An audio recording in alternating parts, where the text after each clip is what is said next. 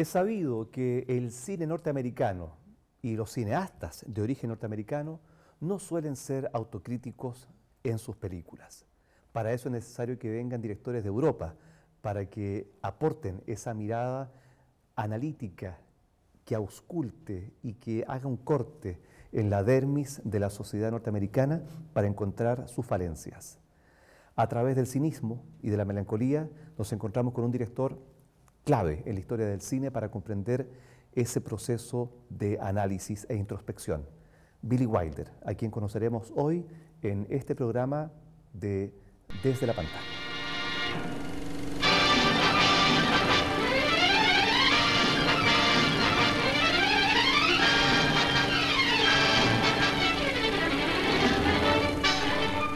Hoy nos encontramos con Walter Contreras, periodista, ¿no? Sí, periodista. Ya. Hombre de radio, creador, conductor del programa de culto La Carpa del Diablo, Sí. la voz de Scotiabank también. Sí, algunas de las peguitas que se Algunas de las peguitas, claro. Y contigo queremos compartir hoy día esta mirada hacia la amargura y el cinismo de un director que se encasilló de alguna forma y le hizo muy bien al cine norteamericano para analizar el lado oscuro que muy pocas veces se deja ver en las películas. Billy Wilder. Billy Wilder, el colega de Billy Wilder, periodista. También periodista, claro. Tiene una entrevista con Freud, que es maravillosa la anécdota, un gallo que sí, Billy Wilder lo que logra es dar cuenta de la sociedad norteamericana desde una mirada bien desde el dolor. Recuerda que él sale expulsado de Europa en todas las condiciones de guerra y se tuvo que rearmar, y en esa rearmada se construye como un gran libretista y posteriormente como cinematógrafo. Claro. Con una mirada bastante ácida. Sí, es un personaje muy, muy interesante. Sí, bueno, Billy Wilder nació en Sucha, una localidad en Austria, en el año 1906 y fallece en Estados Unidos el 2002, a una edad bastante avanzada. Y él, como buen centroeuropeo, decía que consideraba que el país y la gente más inteligente del mundo son los austriacos, porque fueron capaces de convencer al mundo entero de que Hitler era alemán y Beethoven era austriaco.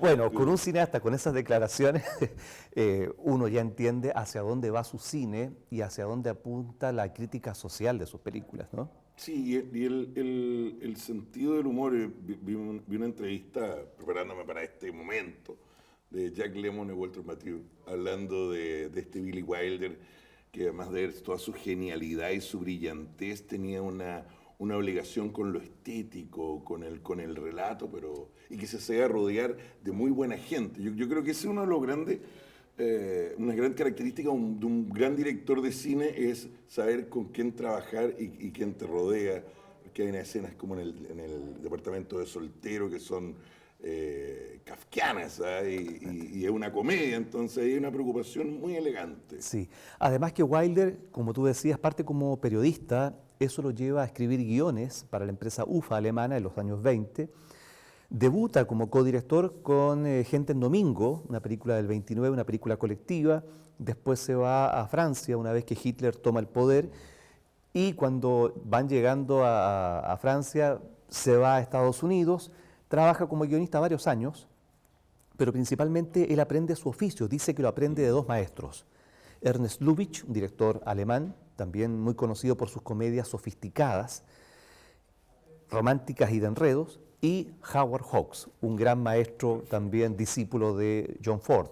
Entonces, hereda de estos dos cineastas la creación de situaciones para que dos personajes se encuentren y se conozcan.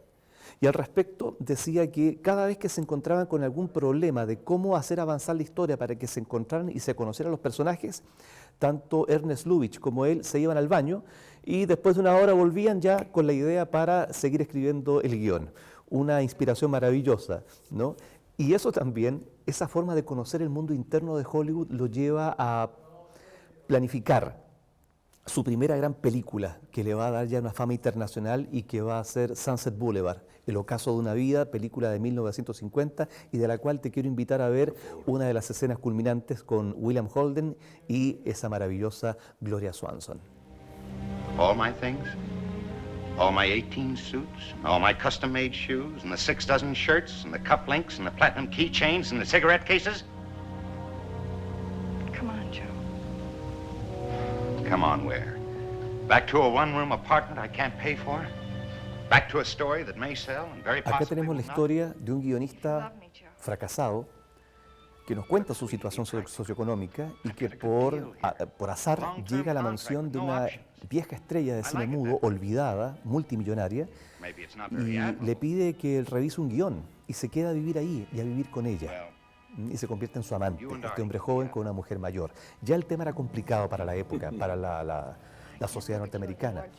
Pero además también te muestra cómo funciona Hollywood, que va castigando y olvidando a sus viejas estrellas. Aparecen Harry Warner, aparece Buster Keaton, como los muñecos de cera. Y vemos cómo termina pagando esta forma lujosa de vida que adquiere William Holden viviendo con este personaje de Norma Desmond, Dorian Swanson, y cuyo mayordomo, interpretado también por el maestro del cine, Erich von Stroheim, completa este triángulo amoroso y siniestro a la vez. William Holden trabajó mucho tiempo con Sí, Billy Wilder. Claro. Jack Lemmon y William Holden serían los actores que... Y Walter Matthau. claro, también. Tenemos esa triada de actores. Entonces, con esta película, que muchos la catalogan de cine negro, hay una autorreflexión acerca de cómo se maneja la industria cinematográfica, donde, y lo decía el mismo Ford y Wilder, tú eres tan famoso como tu última película. Es decir, si fue un fracaso en taquilla, Hollywood no te da trabajo, te castiga y te condena al olvido e incluso al ostracismo, que es lo que le pasó a Billy Wilder, ¿no? Mucha gente no sabe, Billy Wilder iba a dirigir La lista de Schindler. La original. Sí, O sea, la primera. claro, la que terminó siendo Spielberg. Pero ¿por qué no la dirigió? Ninguna compañía de seguros quiso asegurar su vida durante el rodaje de la película. Tú sabes que cada integrante del equipo va con un seguro de vida. Como él ya tenía sobre 90 años, le dieron el proyecto a Spielberg, pero los derechos de la novela eran de Billy Wilder. Mira, ¿Qué película habría sido? impresionante. Conociendo el talante, el manejo de la hipocresía, el cinismo, la frialdad en las relaciones humanas, Hubiese sido otro Schindler. de todas maneras, de Sin todas duda, maneras. no hubiese tenido problema en mostrarlo tal cual era, que era un tipo Claro. que además estaba ganando dinero y estaba lucrando con Exactamente. esta industria. Tal como uno conoce al personaje de William Holden en Stalag 17, este hombre que está en campo de concentración y hace apuestas con los demás soldados para ver si la fuga resulta y a cuántos matan. ¿Ah? Ese tipo de personaje probablemente habría sido Schindler de haberlo dirigido Billy Wilder, mucho más real, mucho más profundo, más políticamente incorrecto que lo que hizo Spielberg. O más humano. También, Fíjate con más debilidades Sí. y fisuras en su carácter. A mí me impresiona cuando uno ve la filmografía de Wilder, uno dice los contenidos de las películas, los tratamientos que vienen a lo que hoy en día hay. Una cosa impresionante. Impactante, de verdad. Es algo que no se ve en el cine actual. No se va a ver, y no se ve de ninguna manera, pero los contenidos, la búsqueda de este guionista, bueno, el Gran Carnaval, ya hablaremos de él, ¿no es cierto? Claro, este personaje interpretado por Kirk Douglas, un periodista inescrupuloso que es capaz de crear una historia falsa, tener un hombre encerrado una semana para vender la historia y hacerse famoso, mientras el hombre está agonizando sepultado en esa caverna. Y con posibilidad de salvarlo. Sí, y no lo hace. Y le dice, no, quédate un poco más, esto va a funcionar. Claro. Realmente. Es la ruindad, la miseria humana la que Wilder la muestra, ya sea a través de la comedia, del drama, como en el caso de Sunset Boulevard, pero a pesar de que sean dramas, hay diálogos y hay formas de representarlo que hacen que los personajes sean simpáticos, sean agradables, que sean reprochables de todas maneras, pero que se ganen la simpatía y el aprecio del espectador. Todos tienen un sentido del humor. Todos, hasta Darth Vader tiene un sentido del humor. Exactamente. Por eso cuando se trabaja bien el personaje como ser humano, se logran otros colores, otra intención en la actuación. Sí. Y esa- Fíjate que Billy Wilder decía que él, cuando estaba muy triste, le gustaba hacer comedia Cuando andaba muy feliz le gustaba hacer un buen They drama. want me. Palabras del hombre. Exactamente, y probablemente esos son los elementos que le hace falta a los guionistas del cine chileno. Tell her there isn't going to be any Profundizar, picture. There aren't any humanizar, Highlanders except the ones dejar you de write. crear estereotipos Justo. y darle vida a estos personajes que hablan con susurros, que hablan tan bajo, que es Sí. típico del cine chileno, que ciertamente después de 110 años de historia parece que no va a hacer ninguna parte. Están como compungidos. ¿Ah? O son muy Acartonados. falsos o muy acartonados. sí. Exactamente, You heard exactamente. him? Mira ese rostro. Norma, you're a woman of 50. Now grow up. There's nothing tragic about being 50. Not unless you try to be 25. Y Gloria Swanson realmente fue una estrella del cine mudo. Gracias a ella existe la Paramount. Actuó con Rodolfo Valentino. Y ella estaba en retiro desde los años 30. Y Billy Wilder la recupera para esta película. No one ever leaves the star.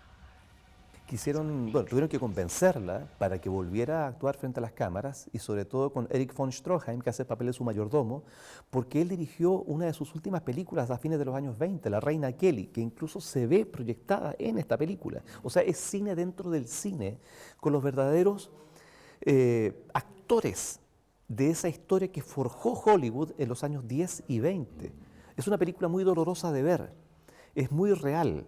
Por lo tanto, a Hollywood le cayó mal, a pesar de que tuvo muchos premios internacionales, incluyendo un par de Oscars, pero fue una película que puso en la mira a Wilder y lo enemistó con muchos jefes de estudio.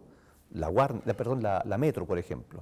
El Triángulo de las Bermudas. Exactamente. Él lo llamó el Triángulo de las Bermudas porque él tenía en su oficina una jaulita con un pajarito fuera de la jaula y decía, eso me recuerda para estar siempre libre el Triángulo de las Bermudas. Un que ganó los Óscares, que ya hasta el honorario también lo ganó, pero que enfrentó a la industria sin ningún problema. Sí. Un observador. Yo creo que eso le falta cuando hablamos también del cine chileno. Falta observación, falta contemplación del contexto y el día a día para poder contar una buena historia. Y este gallo lo está haciendo. Y ya cuando trabajó con Hughes, él ya quería tener una carrera de director y se iba a meter a toda la filmación y todo para informarse de cómo hacer una buena película. Porque sentía que algunos directores y actores no entendían la ironía de los diálogos, que contenían su sentido del humor y lo interpretaban de forma plana. Entonces él no quería que nadie más interviniera en sus guiones cortando sus diálogos y se convierte por eso en director. Y eso ocurre el año 42, cuando dirige El Mayor y la Menor para la Paramount, que fue una película menor, pequeñita, pero que tuvo éxito y que le permitió que la Paramount confiara en él y lo convirtiera en director. 5 tumbas al Cairo, Berlín Occidente, El Vals del Emperador, hasta que llegamos a Sunset Boulevard, un éxito total. Después El Gran Carnaval, que es un fracaso fenomenal. Sí. La Paramount lo despide durante 2 años, pero como le debía 2 películas, lo traen de malas ganas. Pero un fracaso en el momento, porque posteriormente... Y en Estados Unidos. Y en Estados Unidos, pero posteriormente es reconocida como una de las grandes películas de Billy Wilder. Probablemente la mejor película de Billy Wilder, ¿ya? Por eso nunca hay que desconfiar de las películas que han sido fracasos, ¿no? Algo encierran, por algo no han conectado con el público, porque la gente no quiere verse reflejada, porque detesta encontrarse en esas películas. El vilipendiado Woody Allen siempre lo ha dicho, que las películas que menos éxito tuvieron fueron sus películas preferidas, porque ahí es donde intentó hacer algo nuevo, se buscó a sí mismo en una película y no funcionó simplemente a la taquilla, pero tenemos un montón de ejemplos en la historia del cine de fracasos que se transformaron posteriormente en obras de arte. Cuando se independiza Wilder, se enfrenta a un proyecto medio complejo también, para variar, para la sociedad americana, a fines de los 50. Vamos a ver Una Eva y 2 Adanes. ¡Oh, qué maravilla! There's a dance tonight. Come on, Jerry. Wait a minute.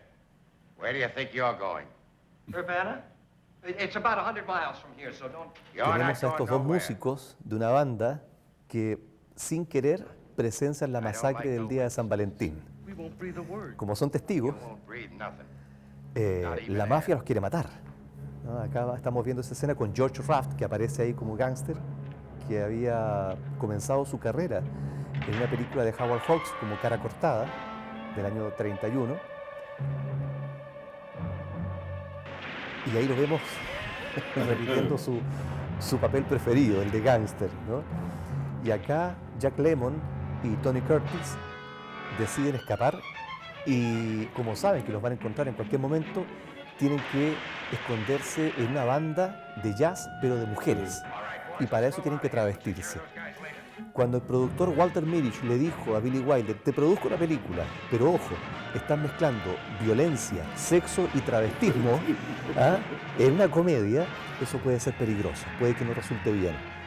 Y es la película más taquillera de Billy Wilder, ¿no? de toda su filmografía. Entonces, tú sabes que Jack Lemmon y Tony Curtis mucho tiempo estuvieron caracterizándose de mujer, hasta que Billy Wilder lo mandó al baño. Claro. Y luego dijeron, ¿cómo ir vayan al baño mujeres? Vestido de mujeres. Vestido de mujeres, y si vuelven, estamos listos. Tal cual, así fue. Exactamente. Porque además tenían que enfrentarse con Marilyn Monroe. Sí, ¿ah? una compleja Marilyn Monroe que estaba embarazada en ese momento. Sí, llegaba tarde a los rodajes, se olvidaba de los diálogos. ¿Dónde está el Bourbon? Claro. Entorpecía el proceso de producción e incrementaba los costos. Fíjate que Wilder dice que Marilyn Monroe te puede estar 50 tomas sacarla adelante, pero que siempre había algo mágico en su entrega y por eso le fascinaba. Tuvo 2 películas con ella. Ya comenzó en el 7º año y esta. Shave? Time like this? Those guys got machine guns ready to blast our heads off. You want to shave? Shave our legs, stupid. Shave our legs? What? Hello, Mr. Polyakov. I understand you're looking for a couple of girl musicians.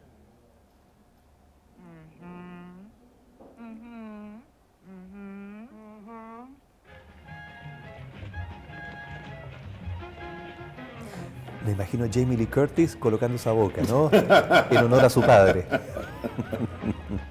Y ahí van, ¿eh?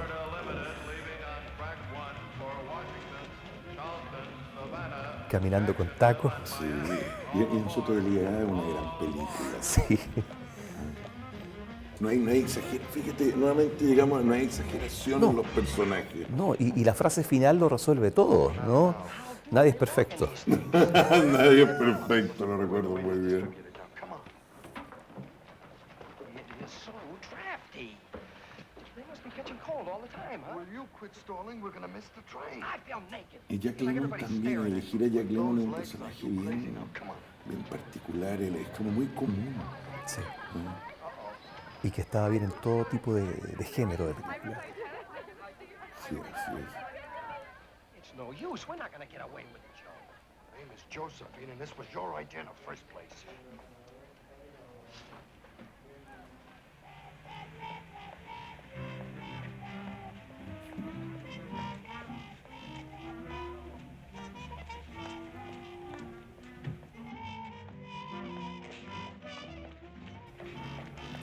Hoy día un plano políticamente incorrecto. No, absolutamente.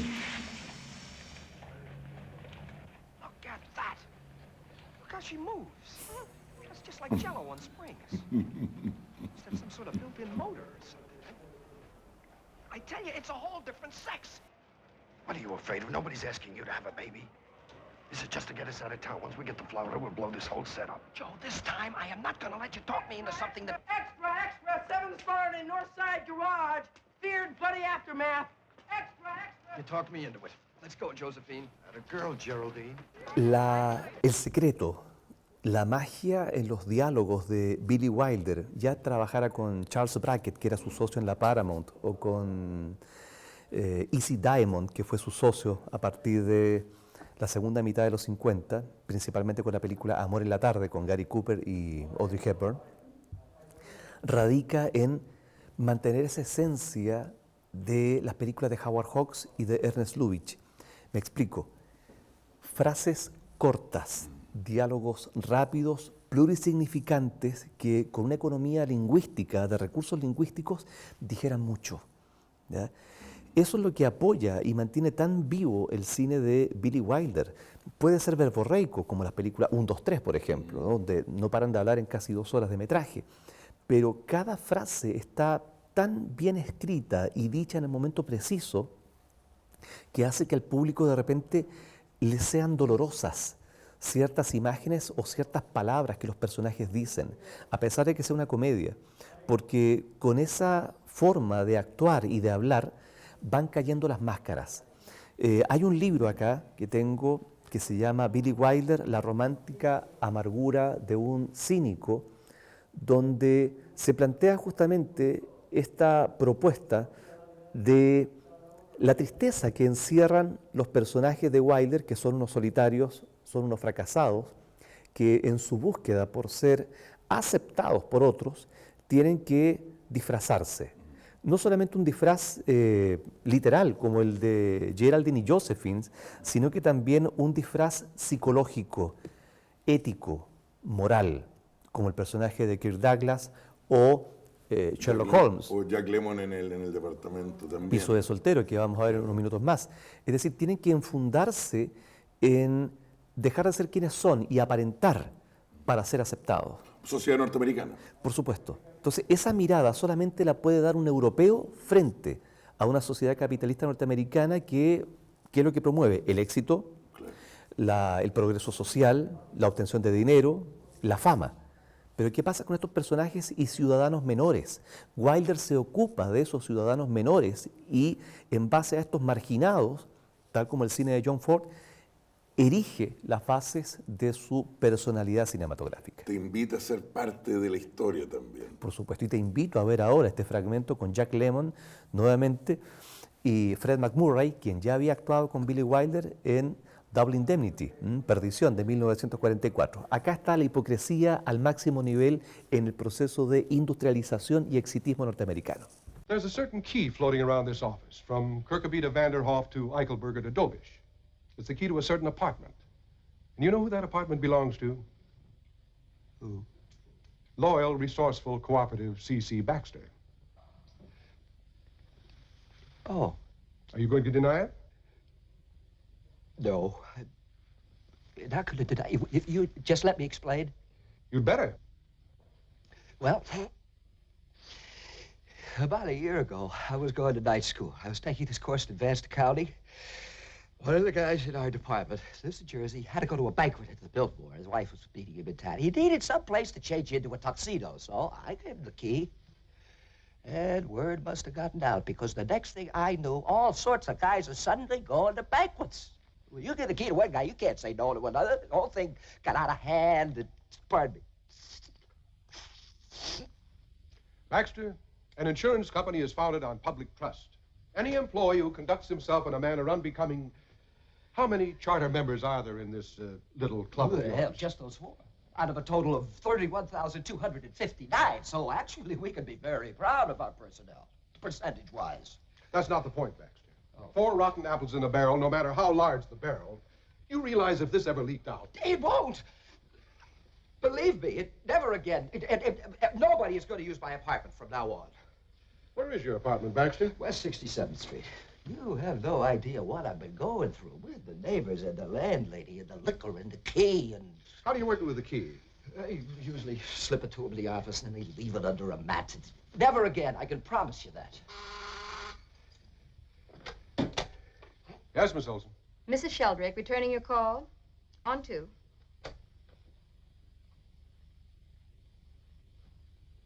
Yes, dear. I called you earlier. Where were you? Oh, you had to take Tommy to the dentist, huh? No cavities. Good. Hold it, dear. Where are you going, Baxter? I don't want to intrude. I thought since everything was straightened out anyway. I'm not through with you yet. The reason I called is I won't be home for dinner tonight. The branch manager from Kansas City's in town. I'm taking him to the theater. Music Man, what else? No, don't wait up for me, darling. Goodbye. Tell me, Baxter, have you seen Music Man? Well, not yet. I've heard it's one swell show. How would you like to go tonight? Well, you and me? I thought you were taking the branch manager from Kansas City. No, I have other plans. You can have both tickets. Well, that's very kind of you, but I'm not feeling well. I've got this cold. I'm going to go right home. Baxter, you're not reading me. I told you I have plans. So do I. I'm going to take 4 aspirin, get into bed, so you might as well give the tickets to somebody else. Look, Baxter, I'm not just giving these tickets. I want to swap them. Swap for what? It also says here that you are alert, astute, and quite imaginative. Oh?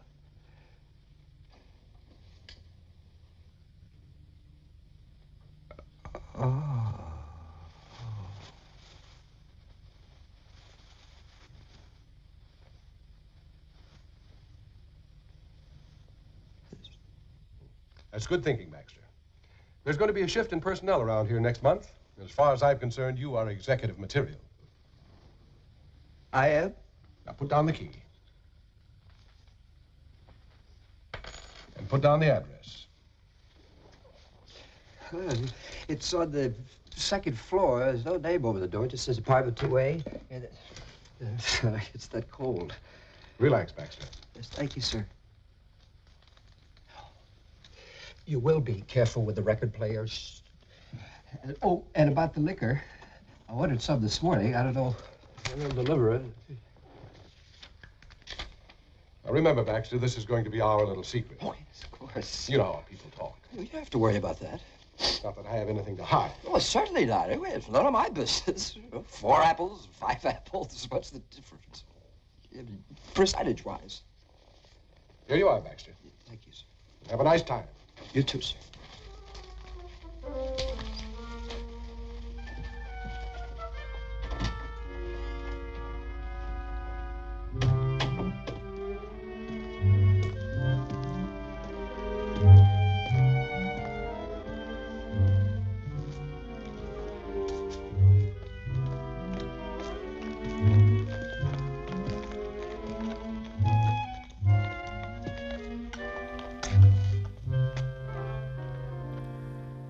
Y acá vemos cómo este hombre va ascendiendo socialmente por meritocracia, ¿no? Por el hecho de prestar su departamento como si fuese un motel a los jefes, quienes lo van ascendiendo de puesto. Cuando el interés realmente que tiene Jack Lemmon es en esta mujer que acaba de pasar, la ascensorista, interpretada por Shirley MacLaine.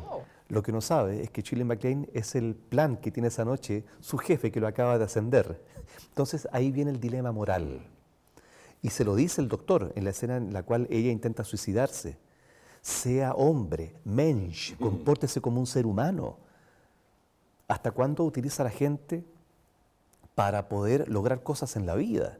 Entonces, esta es una película sobre la hipocresía y sobre la utilización del prójimo, La utilización del prójimo para se beneficio crece, propio. El sometimiento, la víctima, las víctimas, los observantes de cómo el progreso, todo pasa por tus lados y uno está observando y sometido y mejor guardo silencio y dejo que las cosas pasan y jefecito, usted haga lo que tenga que hacer.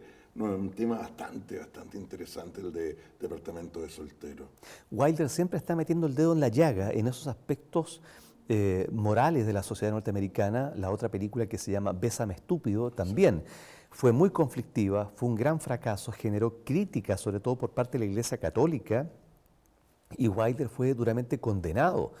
Pero si uno los ve desde otra perspectiva, son cuentos morales, ¿ya?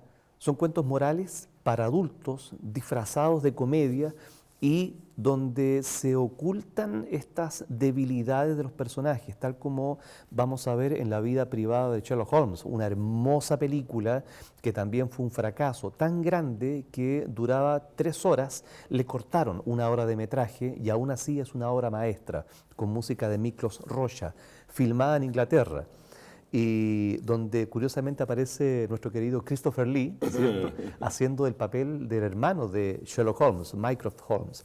Pero acá se cuentan los problemas emocionales de Holmes, su dependencia de la cocaína y también su aversión a las mujeres. ¿Por qué? Se cuenta ese secreto, es decir, Wilder nos muestra hasta cierto punto una mirada edulcorada, pero nos va entregando también cuáles aspectos han ido generando una mella en el carácter de los personajes y que los han vuelto débiles y por lo tanto necesitan reforzarse en una coraza de dureza y de distancia respecto a otros. Es que es muy interesante, hoy día vivimos de las máscaras. Ando con mi máscara y trato de sobrevivir a esta jungla con la máscara de que soy un exitoso, soy una persona que es muy segura de mí misma, pero detrás de la máscara están las debilidades. Y él lo que muestra es ese espacio, un espacio íntimo del ser humano. Y diría que eso es lo más interesante en la obra de Wilder, que logra eso, mostrar desde la debilidad la realidad del ser humano, porque ahí es donde realmente estamos. Con todas las películas que has visto, ¿crees tú que Wilder es un director que se especializa y que es un ícono dentro de esa forma de tratar a los personajes? Definitivamente, definitivamente. Porque él puede tener comedia, puede tener suspenso, puede tener drama, pero su motor es el ser humano, el hombre simple en su debilidad. Aunque pueda ser un gran actor, el personaje, alguien muy importante está en las debilidades. Kirk Douglas en El Gran Carnaval. En El Gran Carnaval, que entra y el quiebre final es cuando se da cuenta del error que comete. Entonces ahí está la debilidad. El tipo más sinvergüenza se da. Entonces, ¿por qué? Porque Wilder llega a la debilidad. No lo llamemos debilidad, también suena fuerte decir debilidad. Al corazoncito, a lo que está dentro de cada uno. Al punto neurálgico. Sí. Y que es justamente lo que va a pasar con este Sherlock Holmes distante, frío y metódico. Película filmada en 1969 y estrenada en 1970. La vida privada de Sherlock Holmes. Oh, Dash, will someone remove this violin, please? We just found out she's Belgian. Poor thing. From Brussels. If you don't mind.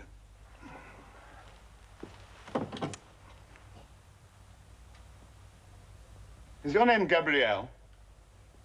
Gabrielle? Una fría noche llega un cochero con esta mujer a la cual han golpeado en la cabeza, la han tirado al río y descubren que es una mujer belga que anda buscando a su marido desaparecido. Le han recomendado que busque a Sherlock Holmes. Y de ahí comienza un viaje por Escocia buscando a este hombre que era un ingeniero belga para descubrir una verdad bastante política del asunto, ¿no? Acerca de su desaparición, donde está vinculada la reina Victoria, incluso desarrollo de armas de guerra. Pero más allá de eso, esta mujer inocente que llega con un ataque de amnesia producto del golpe en la cabeza resulta ser una espía alemana. Estamos en las vísperas, ¿cierto?, de la Primera Guerra Mundial. Y Sherlock Holmes lamentablemente baja la guardia y se encariña con esta mujer. De hecho, tienen un alias, ¿no? Se hacen pasar por matrimonio. Y el pobre Watson, ¿no?, como el valet, ¿no?, el mayordomo, siempre toca las peores partes a Watson. Pero acá podemos ver un sentido de comedia maravillosa entre estos dos grandes actores del teatro británico, ¿no?, Robert Stephens y Colin Blakely, que desarrollan sus papeles con una gracia y una espontaneidad británicas totales, ¿no? Pero que le entregan esa cualidad, como tú decías, humana, íntima a los personajes, donde a través de la mirada tú puedes ver qué pasa por la mente de Holmes. Billy Wilder, en una de sus últimas entrevistas, plantea la relación de Holmes con Watson como una relación de pareja. Claro. Muy, muy interesante. Saquemos la imagen. Lo mismo que estábamos hablando, saquemos esta imagen de Holmes, un gallo preparado, un excelente detective. No, era un ser humano drogadicto y que tenía una relación con su ayudante. Por supuesto. Y cuando entendamos eso, estamos entendiendo la humanidad de Sherlock Holmes. ¿Por qué Holmes se droga? Por el hastío ante la realidad, ante la vida, ante la ausencia de desafíos intelectuales.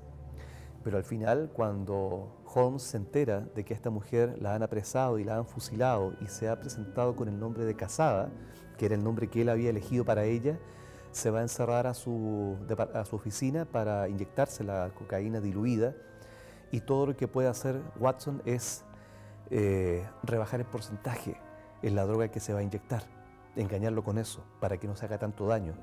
Y esas escenas son tan tristes, son tan melancólicas, que denotan y connotan una amistad mucho más profunda que lo que uno pueda ver en el desarrollo de la trama.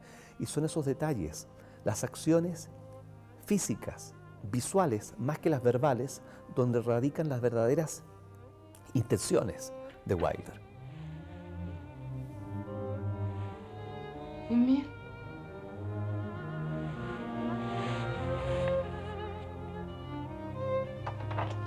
Emil.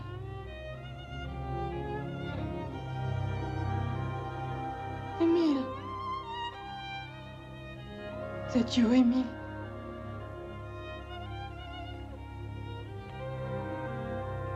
Yes, Gabrielle? Oh, Emile. I thought I would never find you. Oh, hold me tight. It's been such a long time. So many nights.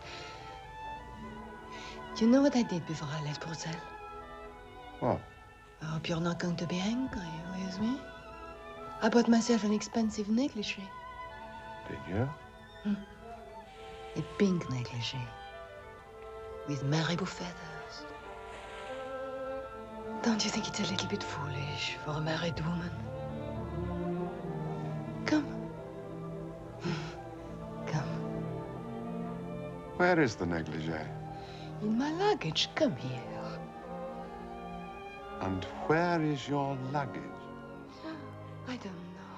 Esa marca en la palma va a ser el desafío intelectual para que Holmes enganche para descubrir el misterio. Please. Oh, please. Come here.